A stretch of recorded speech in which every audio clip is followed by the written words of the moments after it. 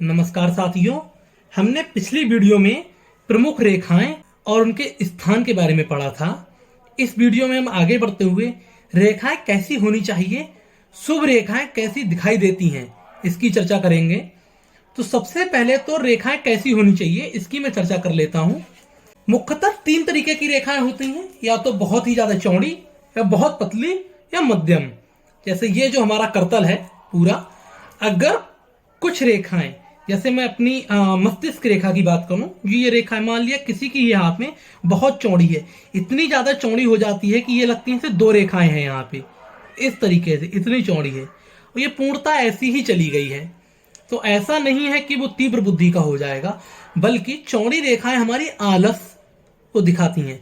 ये दिखाती हैं कि हमारे जीवन की गति बहुत ही मध्यम बढ़ रही है, तो ये शुभ स्थिति नहीं है। दूसरी स्थिति बनती है रेखाएं बहुत पतली हों, जैसे मस्तिष्क रेखा ही, या जीवन रेखा, या हृदय रेखा, कोई भी रेखा बहुत ही पतली बने, इस तरीके से इतनी सूक्ष्म बने जो दिखाई भी से स्पष्ट ना दे रही हो। तो ये रेखा तो ना होने के बराबर है, क्योंकि ये हमारे जीवन पे कोई भी प्रभाव नहीं डालेगी। बहुत ही संकरी रेखा, पतली रेखा सामान्यतः बहुत हल्का प्रभाव डालती है, यह शुभ नहीं है। रेखाएं सामान्यतः ऐसी होनी चाहिए जो बिल्कुल हल्की दिखाई दे, जैसे लगभग मेरे हाथ में स्पष्ट दिखाई दे रही हैं, इस तरीके की रेखाएं होनी चाहिए। ये सही शुभ स्थिति है। जैसे हमारी हृदय रेखा, जीवन रेखा या मस्तिष्क रेखा बिल्कुल इस तरीके से जा रही हूं, ये बहुत शुभ स्थिति है। तो ये तो पहली रेखाओं की स्थिति कैसी होनी चाहिए उसकी चर्चा हो गई। उसके बाद रेखाओं का रंग कैसा होना चाहिए। रंग के कुछ प्रकार हैं। कई बार रेखाएं काली, लाल, गुलाबी, श्वेत, पीली या कत्थई दिखाई देती हैं। अगर रेखाएं काली हैं, हमारा पूरा करतल एक ताम्र की तरह है, बिल्कुल हल्का सा पीला है, या ताम्र की तरह है, सुंदर है, लेकिन रेखाएं काली हो गई हैं, या ज्यादातर मैंने हाथों में देखा है कुछ रेखाएं आधी काली होती हैं। ऐसी स्थिति में क्या होता है, काला हमेशा हमारी सफलता को दबा देता है, थोड़ी असफलता लाता है। तो वो रेखाएं जो प्रभाव छोड़नी चाहिए वो नहीं छोड़ेंगी, थोड़ा सा हाथ में असफलता लगेगी। उसके अलावा अगर रेखा लाल हो गई है, लालिमा हमेशा तीव्रता का प्रतीक है, झगड़ा का प्रतीक है, गुस्सा का प्रतीक है। ऐसा व्यक्ति बात बात पर गुस्सा करेगा। अगर रेखा हमारी पीली या सफेद है, श्वेत है, पूरा करतल ताम्र है, रेखा श्वेत हो गई है, तब यह भी एक अशुभ स्थिति है। यह हमारी निराशा का संकेत है। सबसे शुभ रेखाएं होती हैं जैसा करतल हो, या तो उसी रंग में रेखा आ जाए, या फिर करतल हमारा कैसा भी हो, रेखा गुलाबी बन जाए, सबसे शुभ संकेत है। या फिर रेखा ताम्र कलर की हो जाए। ये तीन शुभ स्थितियां हैं। रेखा पूरा अपना प्रभाव देगी। अगर हमारी जीवन रेखा अंत तक गई है, गुलाबी कलर या ताम्र कलर की है, अपना शुभ परिणाम ही छोड़ेगी। ये तो रंग की बात हो गई। तीसरा, हाथ का भार। किसी किसी का आपने हाथ देखा होगा बहुत ही पतला, या बहुत मोटा, या सामान्य। अगर हाथ बहुत पतला है, ये एक अशुभ स्थिति है, क्योंकि जब तक हाथ में मांसल ना हो तब तक कहते हैं धन नहीं रुकता है। इसलिए हाथ में थोड़ा सा मांस होना चाहिए। ऐसा नहीं बहुत ही ज्यादा मांस के गुच्छे नजर आए, ऐसा नहीं, लेकिन मांस होना चाहिए करतल पर। मोटा हाथ होना चाहिए, करतल पर मांस होना चाहिए। धन की स्थिति अच्छी रहती है, धन रुकता है। ये मैंने बात की रेखाओं का रंग, रेखाओं की चौड़ाई और रेखाओं का भार। अब मैं रेखाओं की बनने की बनावट की चर्चा कर लेता हूं। रेखाएं हमारी कई तरीके से बनती हैं। सबसे पहली जो अशुभ स्थितियां हैं उनकी बात करता हूं। अगर किसी की रेखा टूट जाए बनते हुए, जैसे मान लिया किसी की भाग्य रेखा यहां से प्रारंभ हुई और ये बीच में कट गई, उसके बाद भाग्य रेखा आगे बढ़ गई, शनि पर्वत पे पहुंच गई, तो जो ये कटा हुआ हिस्सा है ये अशुभता का संकेत है। इसमें उसका भाग्य साथ नहीं देगा। अब कई बार मेरे पास प्रश्न आता है कि रेखा तो कट गई, लेकिन उसके बराबर से एक और रेखा प्रारंभ हो गई, तो ये जो हमारी अशुभता है उसको कम कर देगी, क्योंकि बराबर से एक रेखा आ गई है, वो जो अशुभ संकेत थे उसको मिटा देगी।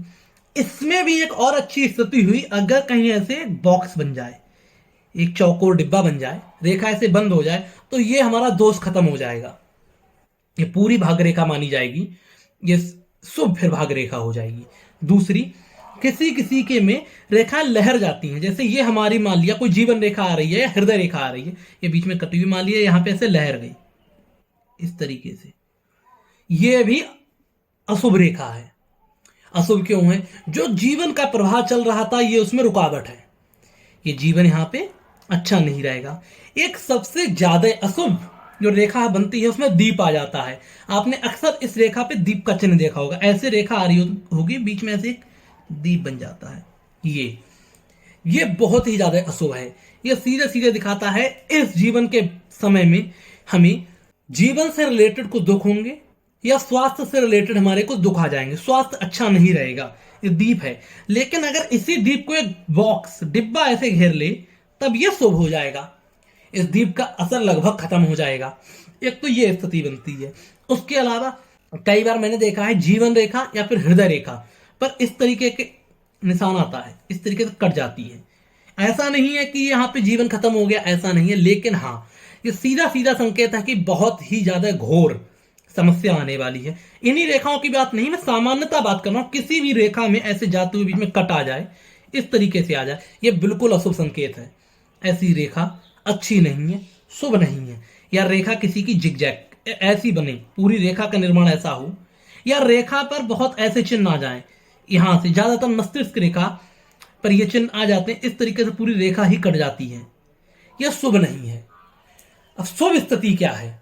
अगर हमारी भाग्य रेखा के बीच में, भाग्य रेखा ऐसे जाती है हमारी मणिबद्ध से निकल के, चंद्र पर्वत से निकल के, शुक्र पर्वत से निकल के शनि पर्वत पे जाती है, उसमें इस तरीके से ऊपर कुछ रेखाएं बनी, तो ये दिखाती हैं हमारे भाग्य में हमेशा नए नए दरवाजे खुले रहेंगे, ये शुभ है। उसी तरीके से इस रेखा पर भी अगर इस तरीके से नीचे नीचे निशान बन जाए तब ये शुभ है। लेकिन अगर बहुत ही ज्यादा ये निशान बन जाए तब भी ये अशुभ होगा। ये सामान्य होने चाहिए। उसके अलावा कुछ लोगों की रेखाएं ऐसे जंजीरों में बनती हैं, ये रेखाएं भी अच्छी नहीं है। रेखा स्पष्ट होनी चाहिए, ये हमारे जीवन को शुभ नहीं फलदायक देंगी। एकदम स्पष्ट रेखा होनी चाहिए, ये एक अशुभ रेखा है। मैंने दीप की चर्चा कर ली।